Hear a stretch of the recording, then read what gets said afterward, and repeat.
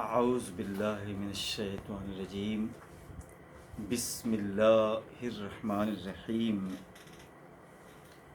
اليوم نذهب انشاء اللہ الى ختام هذا الدرس ومن هنا انا ابدا ولما ذهبنا الى آثار قصر الزہراء رأيناها آثار مدینة لا آثار قصر واحد۔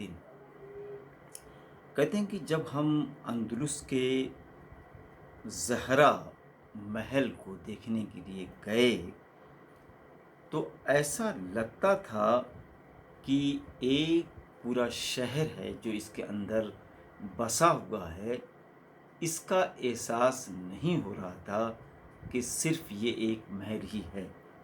وعلمنا انها تمتد على مسافة 900 متر طولا وفي 800 متر عرضا۔ اور کہتے ہیں کہ جب ہم نے اس کی کیپیسٹی کے بارے میں، اس کی لمبائی اور چوڑائی کے بارے میں جاننا چاہا تو ہمیں یہ پتہ لگا کہ 900 کلومیٹر تو اس کی لمبائی ہے اور 800 کلومیٹر اس کی چوڑائی ہے۔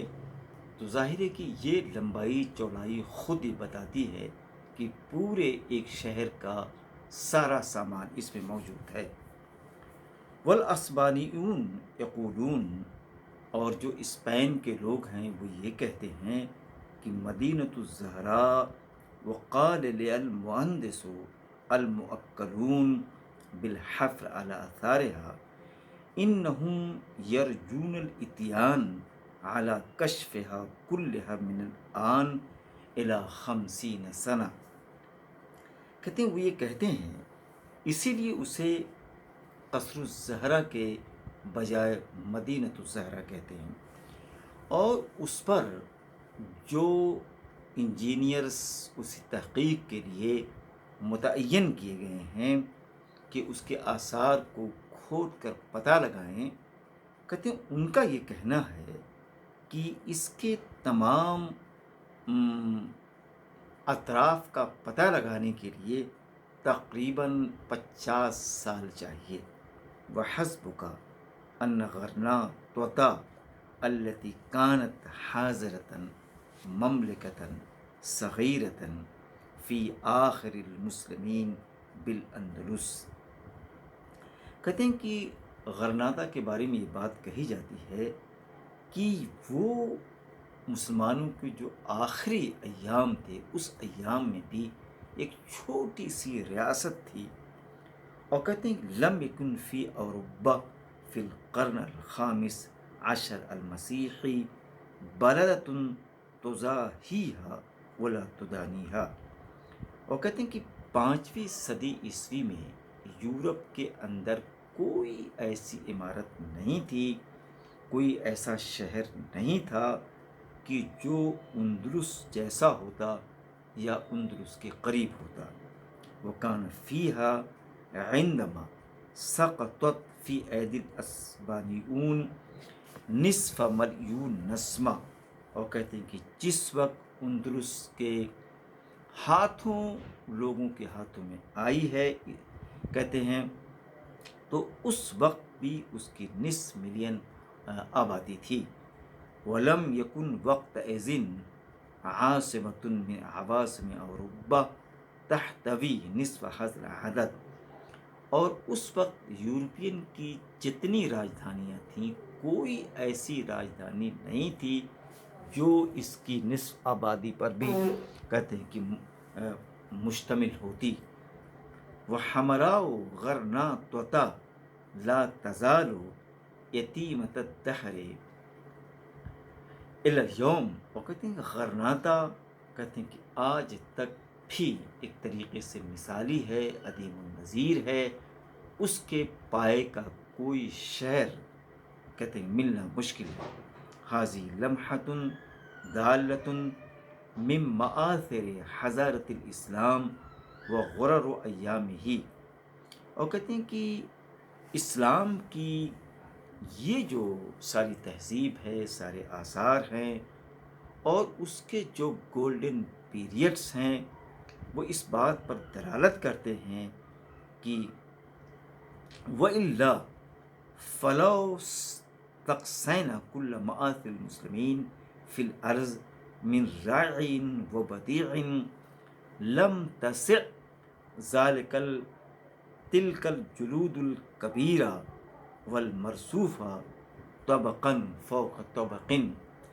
اور کہتے ہیں کہ یہ تو ایک چھوٹی سی بات تھی، لیکن اس سرزمین پر مسلمانوں کے جو کارنامے رہے ہیں، جو ان کے امتیازات رہے ہیں، اس کو بیان کرنے کے لیے، اس کو سمیٹنے کے لیے تہ بتہ کتابیں لکھی جائیں، مجلدات تیار کی جائیں، تب اس کے باوجود بھی اس کا استقصاء اور اس کا استیعاب ممکن نہیں ہے۔ وبعد فلم نعلم مدینة واحدة من مدنیات الارض وإلا هي رشح مدنیات سابقہ۔ کہتے ہیں اس سرزمین میں جتنی تہذیبات ہیں، جتنے شہر ہیں، وہ سب کے سب پچھلے شرحوں کے ایک طریقے سے ترشحات ہیں، یہ انہی کے اقتباسات ہیں، وہیں سے لیے گئے ہیں۔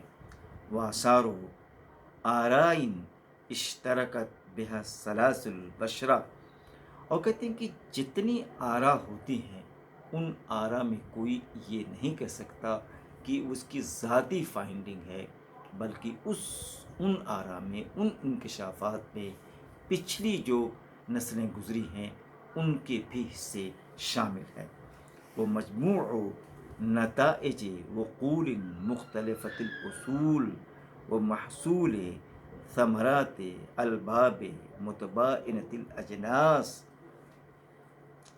وہ کہتے ہیں کہ جتنی آرا ہیں، جتنی انکشافات ہیں، وہ سب کے سب مختلف نسلوں سے تعلق رکھنے والے لوگوں کی مشترکہ کاوشیں ہیں، اور کہتے ہیں کہ مختلف جو برادریاں ہیں، کہتے ہیں کہ ان کی محنتوں کا، ریاضتوں کا یہ محصول ہے، ایک نتیجہ ہے۔ وعلی کل حال لا یقدر مکابر ان یکابر ان الاسلام کان له دور عظیم فی الدنیا سواء فی الفتوحات الروحیہ او العقلیہ او المادیہ۔ کہنا یہ چاہتے ہیں کہ اگر اسلامی خدمات کا جائزہ لیا جائے تو یہ فیکٹ ہے کہ وہ اس نے مختلف فیلڈز میں اہم کارنامے انجام دیے ہیں، چاہے وہ روحانی فکر کا مسئلہ ہو، چاہے وہ عقلی اور کہتے ہیں کہ مادیت کے مسائل ہوں، ان تینوں میدانوں میں اس کے جو فتوحات رہی ہیں، کہتے ہیں وہ کسی اور کے حصے میں اب تک نہیں آئی ہیں۔ وَإِنَّ هَذِهِ الْفُتُوحَاتِ قَدِ اتَّسَقَتْ لَهُ فِي دَوْرٍ لَا يَزِيدُ عَلَى 80 سنہ۔ کہتے ہیں کہ اسلام کی جو ساری فتوحات ہیں، اگر ان کے ایام کو، اس کی پیریڈ کو دیکھا جائے تو یہ پورا پیریڈ محض 80 سال پر مشتمل ہے۔ تو 80 سال پر اسلام کے ماننے والوں کی جو سرخرویاں، جو اکتسابات و فتوحات رہی ہیں، اس کی مثال ملنی مشکل ہے۔ مما اجمع الناس على انه لم يتسق لامت قبله اصلا، اور اس پر تمام مفکرین کا، مصنفین کا اتفاق ہے کہ اس سے پہلے اس طریقے سے ان تھوڑے سے ایام میں اتنی بڑی فتوحات کا پا جانا کسی قوم کے لیے ممکن نہیں ہے۔